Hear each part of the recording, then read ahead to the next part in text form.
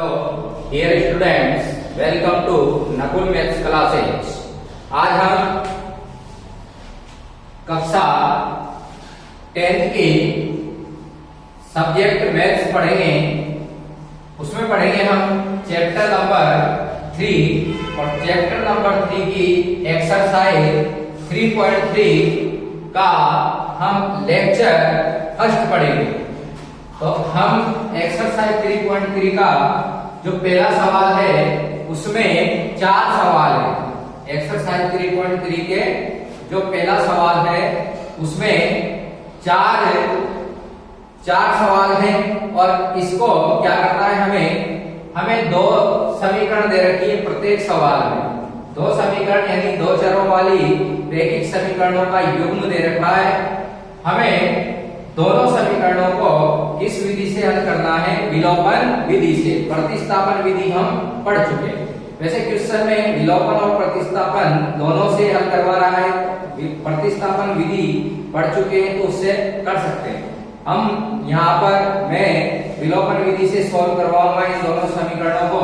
तो पहला जो सवाल है उनमें दो समीकरण हैं। पहली समीकरण है ये पहली समीकरण x + y = 5 और दूसरी समीकरण है 2x - 3y = 4। ये पहली समीकरण, ये दूसरी समीकरण। तो विलोपन विधि में हम क्या करते हैं कि चरों के गुणांक समान बनाते हैं। क्या करते हैं? चरों के गुणांक समान बनाते हैं। अब इसमें दो चर हैं x और y।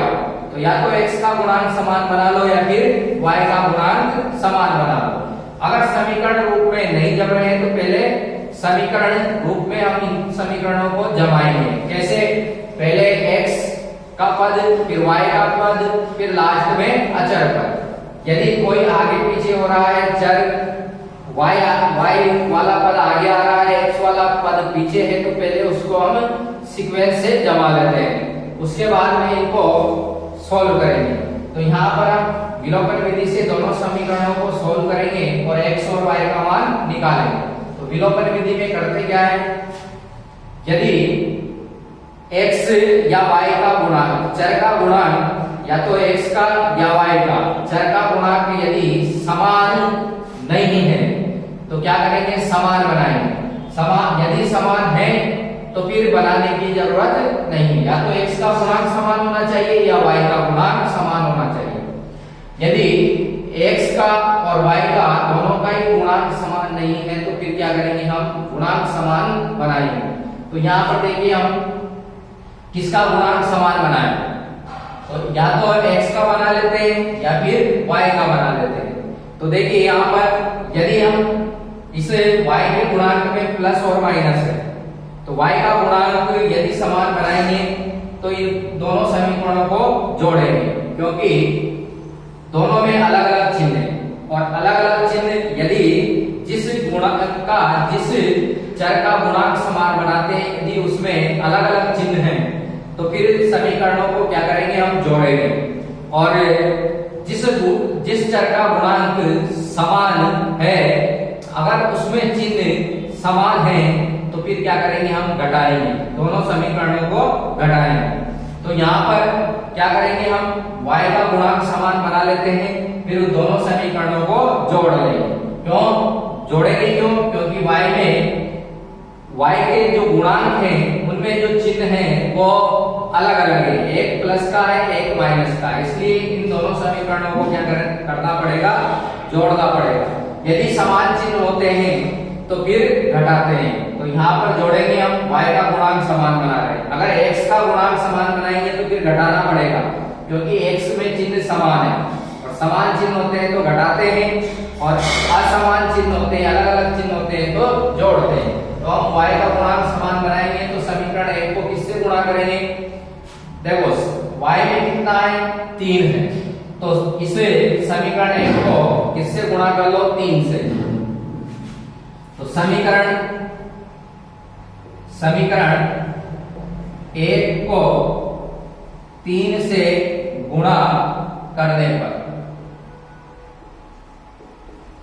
और 3 से जब समीकरण 1 को गुणा करेंगे तो 3 से इस इस समीकरण के सभी पद क्या होंगे, गुणा होंगे। तो ये x भी गुणा होगा तो आएगा 3x, और y भी गुणा होगा तो आएगा 3y, बराबर 5 भी गुणा होगा, 3 5 15। इसको नाम दे देंगे समीकरण 3। फिर उसके बाद में क्या करेंगे, समीकरण 3 और 2 दोनों को क्या करेंगे, जोड़ देंगे। तो समीकरण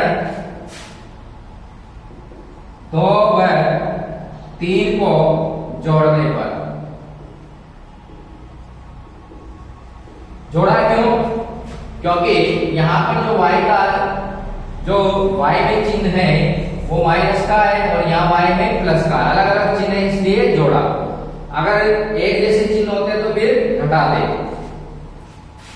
2x माइनस 3y बराबर 4 और 3x प्लस 3y बराबर 15। घटाने पर नीचे की जो समीकरण है उनके चिन्ह चेंज हो जाते हैं, जोड़ने पर चिन्ह चेंज नहीं होते हैं। तो हम जोड़ रहे हैं इसलिए चिन्ह चेंज नहीं करेंगे,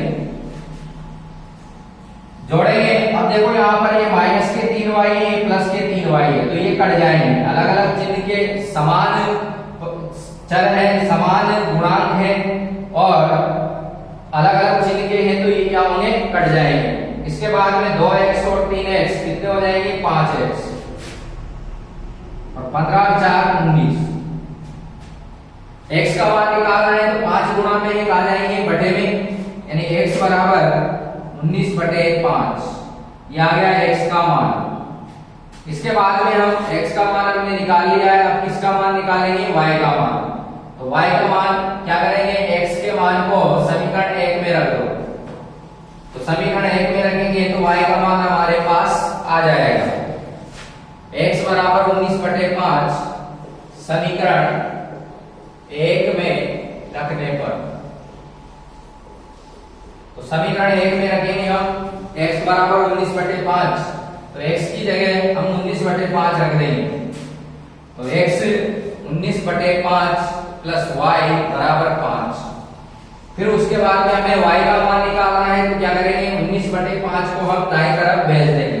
तो 19 बटे 5 इधर प्लस के हैं, दाएं तरफ जाएंगे तो माइनस के, y बराबर 5 माइनस 19 बटे 5। उसके बाद में इसको एक भिन्न है, तो जब भी घटाएंगे तो क्या लेंगे, एलसीएम। y बराबर 1 और 5 का एलसीएम होगा 5।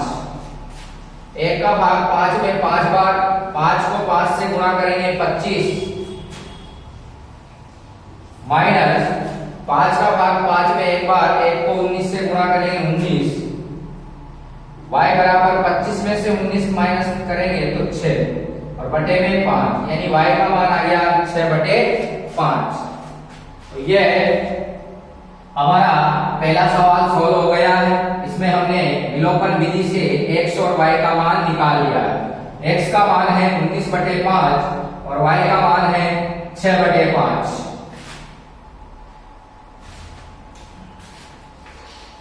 इसके बाद में हम दूसरा सवाल करेंगे।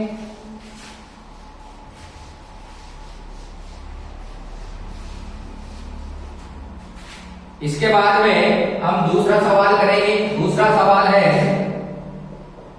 3x प्लस 4y बराबर 10 और 2x माइनस 2y बराबर 2। यह है इसी पहले का दूसरा सवाल। इसमें को भी हम विलोपन विधि से सॉल्व करेंगे। तो क्या करेंगे, गुणांक समान बनाएंगे। ये पहली समीकरण है और ये दूसरी समीकरण है। तो गुणांक समान बनाएंगे तो किसके बना लेते हैं, y के गुणांक समान बना लेते हैं। इसमें 4 है और इसमें 2 है। तो क्या करेंगे, यहाँ 4 लाने के लिए इस पूरी समीकरण को किससे गुणा कर देंगे, 2 से। तो हमारे पास इसके y के जो गुणांक के समीकरण 1 और 2 के वो समान आ जाएंगे। तो क्या करेंगे, समीकरण 2 से गुणा करने पर, तो 2 से गुणा करेंगे समीकरण 2 को, तो सभी पदों से गुणा करना पड़ेगा। यानी 2x से गुणा करेंगे तो आएंगे 4x माइनस 2y से गुणा करेंगे तो आएंगे 4y और 2 से गुणा करेंगे तो 4। इसको नाम देंगे हम समीकरण 3। इस दूसरी समीकरण को 2 से गुणा कर दिया हमने सभी पदों को, तो 2x को तो 2 से गुणा करेंगे 4x, 2y को 2 से गुणा करेंगे 4y, 2 को 2 से गुणा करेंगे 4।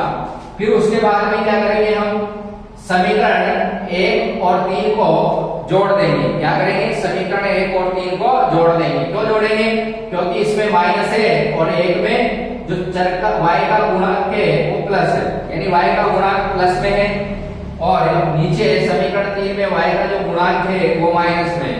इसलिए हम क्या करेंगे, इनको जोड़ेंगे। तो समीकरण 1 व 2 को जोड़ने पर चिन्ह चेंज नहीं होते हैं। तो यहाँ पर पहली समीकरण है 3x प्लस समीकरण 1 और 3 को जोड़ने पर, तो 3x प्लस 4y बराबर 10 और 4x माइनस 4y बराबर 4। जोड़ने पर चिन्ह चेंज नहीं होते हैं, ये सेम है लेकिन प्लस माइनस के हैं, इसलिए कट जाएंगे। 3x और 4x जोड़ेंगे तो कितने हो जाएंगे, 7x, और 10 और 4 14। x बराबर 7 जब हम दाएं तरफ भेजेंगे तो गुणा में है, कहा जाएंगे बटे में, यानी 14 बटे 7, और x का मान आ जाएगा 2, 7 दूनी 14। अब इससे x के मान को क्या करेंगे हम, या तो समीकरण 1 में रख दो या 2 में रख दो।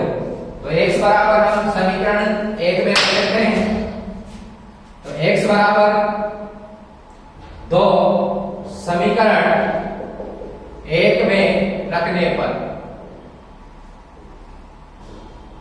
समीकरण 1 में x बराबर 2 रखेंगे हम, तो 3 इंटू 2, यहां पर x के स्थान पर 2 रखेंगे तो 3 इंटू 2 प्लस 4y बराबर 10, 3 दूनी 6 प्लस 4y बराबर 10। अब 6 को हम किधर भेज देंगे, दाएं तरफ, तो ये प्लस का है, उधर जाएगा तो माइनस का, 10 माइनस 6, 4y बराबर 10 में से 6 घटाएंगे हम तो 4 बचेंगे। 4 गुना में है यहाँ पर, तो हम इधर भेजेंगे तो बटे में, यानी y बराबर 4 बटे 4, और y का मान आ जाएगा 1, 4 का भाग 4 में 1 बार। Thank you. अगर हमारी वीडियो अच्छी लगे तो प्लीज सब्सक्राइब करें और बेल आइकन पर क्लिक करें।